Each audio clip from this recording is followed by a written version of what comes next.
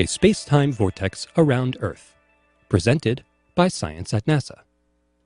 Would you believe Earth sits in the middle of a space-time vortex?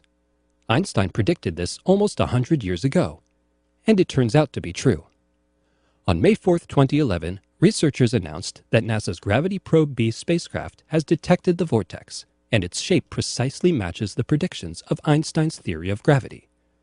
The space-time around Earth appears to be distorted, just as general relativity predicts, says Stanford University physicist Francis Everett, principal investigator of the Gravity Probe B mission.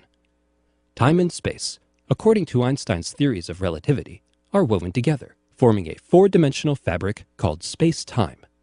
The mass of Earth dimples this fabric, much like a person sitting in the middle of a trampoline. If Earth were stationary, that would be the end of the story. But our planet spins, and the spin should pull the dimple around in a four-dimensional swirl. This is what Gravity Probe B went into space in 2004 to check. The idea behind the experiment is simple. Imagine trying to spin a toy top on the dimpled surface of that trampoline. It's going to wobble, right? Something similar happens when you try to spin a gyroscope in curved space-time. Its spin axis will drift or precess. Gravity Probe B carried some super-spherical gyros into Earth's orbit to see what they would do. In practice, this simple idea is extremely difficult. According to calculations, the twisted space-time around Earth should cause the axis of the gyros to drift by a tiny amount. Really tiny.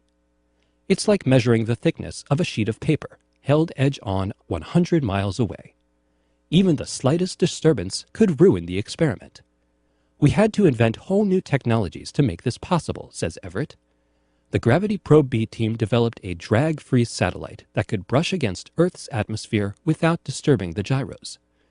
They figured out how to keep Earth's magnetic field from penetrating the spacecraft. And they created a device to measure the spin of a gyro without touching the gyro. Pulling off the experiment was a big challenge. But after a year of data taking and nearly 5 years of analysis, the Gravity Probe B scientists appear to have done it. The gyros precessed, the vortex is real, and we are in it. Einstein was right again.